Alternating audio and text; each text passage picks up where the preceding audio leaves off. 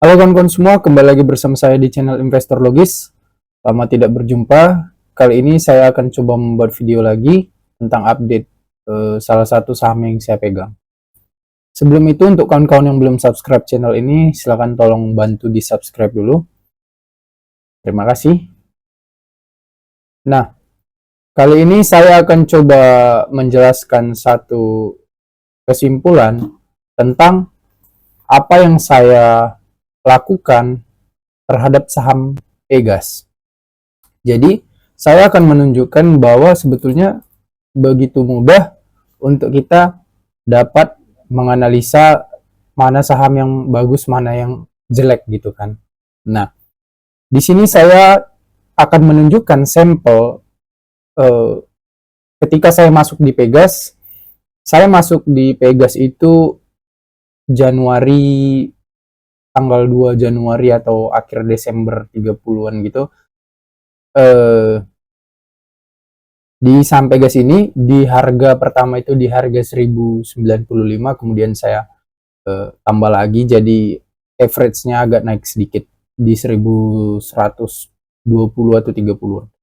Nah, saya di sini akan menunjukkan perbedaan antara portofolio itu pada tanggal 2 Februari 2024 dan sampai pada hari ini di 8 Juli 2024. Jadi terhitung sekitar 7 bulanan lah gitu ya. Nah, ini contoh gambarnya. Ini portofolio di 2 Februari 2024 ya kan. Jadi saya screenshot, saya lupa screenshot untuk mendatakan pada saat pertama kali saya beli. Jadi datanya sudah, gambarnya sudah nggak ada lagi. Yang ada 2 Februari ini. Nah, kalau kita misalnya analisa Pegas secara year to date gitu kan, dari awal tahun hingga hari ini, jadi saham Pegas ini sudah tumbuh 42%, 42% ya kan. Nah, kalau saya belinya dari awal Januari di sini kan di harga sekitar 1100 lah saya katakan saya dapat. Maka saya mungkin sempat merasakan gejolak psikologi saham itu naik gitu kan di harga mungkin ya 1200 atau 1300. Tapi harus perlu dilihat juga di sini dia turun lagi di pertengahan Februari gitu kan. Nah, apa yang menjadi dasar untuk kita tetap menahannya gitu kan dari dia sebelumnya naik kemudian turun lagi?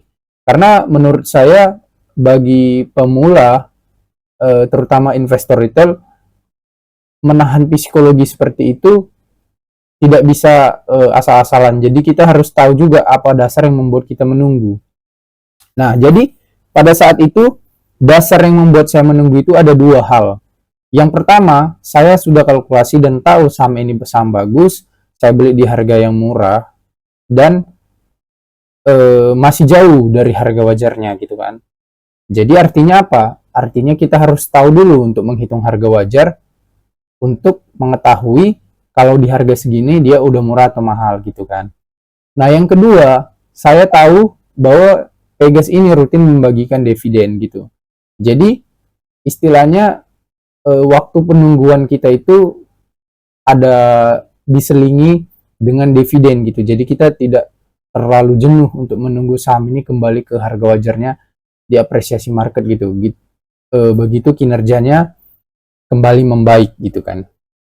Dan harus kalian ingat juga pada saat Januari atau sampai Februari mungkin sampai Maret, Pegas itu diserang dengan berbagai berita gitu seperti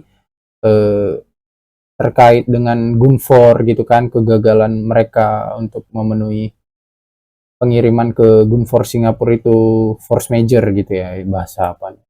Bahasa bisnisnya. Kemudian ada juga terkait berita tentang petinggi lamanya gitu dia kan diperiksa sama KPK gitu kan, jadi indikasi-indikasi negatif lah gitu kan.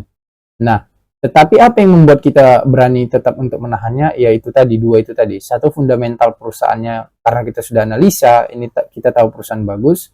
Yang kedua, kita tahu dia bagi dividen secara rutin.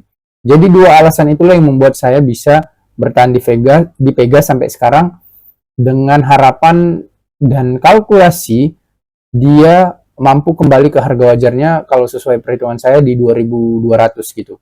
Cuman memang melihat laporan keuangannya kuartal 1 yang ciamik ini, penilaiannya agak sedikit meningkat ya. Nanti kita jelaskan lagi kembali ke sana. Nah, ini saya menunjukkan portofolio yang kinerjanya juga di 8 Juli ini kan. Jadi dia sudah naik sekitar 42%, saya sudah plotting profit sekitar 100 juta lebih di sini kalian bisa lihat. Dan kalau dihitung ikut dividen yang saya terima, tinggal kalian kalikan saja kalau mau hitung sendiri, 2.200 lot saya punya dikali 100 karena kan dilembarkan dulu kan satuannya, karena kan dividen itu per lembar. Kali dividennya 144 udah cair kemarin itu ya. 148. Nah, jadi saya cair sekitar 32.500. Jadi kalau dihitung ikut floating profit saya, kalau misalnya saya mau jual besok atau hari ini, kalau harganya nggak terlalu naik atau nggak terlalu bergejolak, stabil gitu, ya mungkin saya bisa sekitar dapat profit sekitar 132 juta kalau ikut dividennya. Tapi saya kira saya masih akan tahan saham ini karena saya mau bertaruh juga untuk laporan keuangan kuartal 2-nya. Saya kira akan membaik gitu. Asumsi saya kalau laporan keuangan kuartal 2 Pegas itu laba bersihnya minimal aja 2 triliun atau sama kuartal 1 1,9 triliun, pasti harga sahamnya naik. Kenapa? Karena pasti investor akan mengkalkulasi kalau misalnya katakanlah 2 triliun ya kan. 2 triliun. Kuartal 1 kan 1,9. Kalau kuartal 22 berarti 3,9 kan. 3,9 kita anggaplah 4 triliun gitu kan. Artinya untuk mengkalkulasi labanya sampai akhir tahun, kita bisa bilang itu 8 triliun. Kenapa? Karena pasti cara hitungnya dirata-ratakan gitu kan. Kuartal 1, kuartal 2 menghasilkan 4 triliun, kemudian dianggaplah kuartal 3 dan kuartal 4 menghasilkan yang sama aja gitu. Berarti 8 triliun kan. Total laba 2024. Berarti kalau 8 triliun dibagi jumlah lembar saham beredar, maka EPS-nya naik banget itu kan. 300-an lebih kan. Saham beredarnya 24,24 miliar gitu kan. Ya udah tinggal dibagiin aja dapat EPS-nya, kemudian kali 10 aja PE ratio baru kita jual gitu, itu udah 3.000-an harganya kan. Nanti saya tunjukkan hitung-hitungannya di sini. Oke. Nah, jadi itulah dasar alasan kenapa saya membeli saham ini dan mampu menahannya sampai dengan tahap per hari ini sudah sekitar 7 bulanan ya. Jadi saya mau lihat bagaimana saham ini sampai akhir tahun. Semoga masih berkinerja baik ya. Nah, selamat juga untuk para holder yang terus menahan saham ini. Ya, kalian pasti udah profit lah gitu ya. Baik yang udah take profit atau masih yang tahan gitu. Nah, dari mana kalkulasinya bisa kita analisa labanya tadi? Dari sini gitu. Jadi di Stockbit ini udah lengkap banget datanya ya kan. Kalau kalian mau lihat dari update websitenya langsung nggak masalah juga gitu.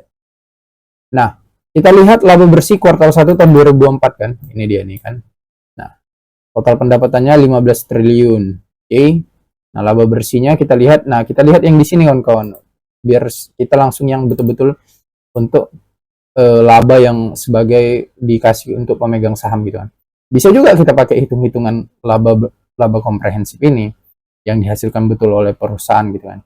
Tapi saya lebih suka ini yang pemilik entitas induk gitu. Karena artinya itu laba yang ini memang langsung hak investor yang megang gitu kan. Nah, dia menghasilkan laba 1,9 triliun gitu kan. Kalau kalian ingat, begitu keluar laporan keuangan dan kuartal 1 Pegas ini dan dia ditahu investor menghasilkan laba 1,9 triliun ini, sahamnya hari itu naik 10% langsung ya kan, kalau kalian ingat pada hari itu. Nah, 1,9 triliun kalau kita kalikan 4, kenapa dikalikan 4? Karena 4 kuartal gitu kan. Jadi asumsi laba 2024 itu sekitar 7,6 triliun gitu kan. Nah, kalau 7,6 triliun, kita lihat aja jumlah lembar saham beredarnya berapa nih. Jumlah lembar saham beredarnya 24,24 M kan. Ya udah kita bagikan aja coba. 7,6 triliun dibagi 24,24 M. Sama dengan 313 lah EPS-nya kan, atau laba per sahamnya, asumsinya. Nah, PI ratio yang eh, standar di IHSG kita ini kan 10 kali. Kita anggap aja kita jual 10 kali. PI ratio 10 kali. Maka harganya 3.130 kan. Nah, itu PI ratio 10 kali. Kalkulasi laba kuartal 1 2024 kan. Jadi memang masih jauh banget gitu. Kalau saya hitung harga wajarnya dengan rumus sederhana, ya udah kita bagikan aja berapa aset ekuitas terbarunya ini kuartal 1 2024 ya kan. 58,2 triliun. 58,2 triliun dibagi dengan jumlah lembar saham beredar. Kenapa dibagi dengan jumlah lembar saham beredar? Karena kita mau cari harga wajar saham. Sederhana kan? Nah, 24,24 M bagi 24,20 M dapatlah 2.400 kan. Nah, jadi harga wajar Pegas itu sebetulnya di 2.400 gitu. Tapi karena saya penganut value investing dalam filosofi investasi saya, dan saya membaca Ben Graham katakan kalikan 2/3 kan dari harga wajarnya untuk sebetulnya untuk harga yang paling aman dan nyaman untuk masuk itu berapa gitu. Saya sering bilangnya gitu. Nah, jadi kalian 2/3. Maka dapatlah 1.600 kan. Jadi kalau saya beli di bawah 1.600, saya masuk di harga paling aman dan nyaman. Tapi apakah saya nggak bisa masuk kalau di 1.600? Ya masih bisa juga. Kenapa? Karena masih di bawah harga wajarnya kan. Harga wajarnya kan 2.400. Gitu. Oke kawan-kawan, itu saja yang bisa saya sampaikan untuk saham ini. Kalau kalian ada yang mau ditanyakan atau berkomentar, silahkan tulis di kolom komentar. Thank you. Jangan lupa subscribe channel ini. Sampai jumpa di video berikutnya. Halo kawan-kawan semua, khusus untuk kamu yang masih pemula dan dari nol sekali, saya sudah menyiapkan ebook untuk belajar langkah-langkah investasi saham dari nol lewat ebook ini. Ebook ini akan membantu dan menuntun kamu sampai kamu sah layak disebut menjadi investor saham. Untuk kamu yang sudah paham dasar-dasar investasi saham, saya menyiapkan ebook ini khusus untuk mendalami metode investasi saham yang saya gunakan, yakni Dividend Value Investor. Untuk kamu yang ingin tahu caranya, saya menjual ebook ini khusus untuk kamu ya. Nah, khusus untuk kamu yang ingin langsung belajar lengkap langkah-langkah investasi saham dari mulai nol sampai ke ilmu terakhirnya, kamu bisa langsung memiliki 3 ebook ini. Semua pengetahuan yang saya ketahui sudah saya tuangkan di sini. Kalau kamu butuh dan tertarik, silakan chat WA nomor di samping ini ya. Terima kasih. Nah, untuk kamu yang berminat belajar kelas online private ataupun offline, silakan hubungi nomor di bawah ini ya.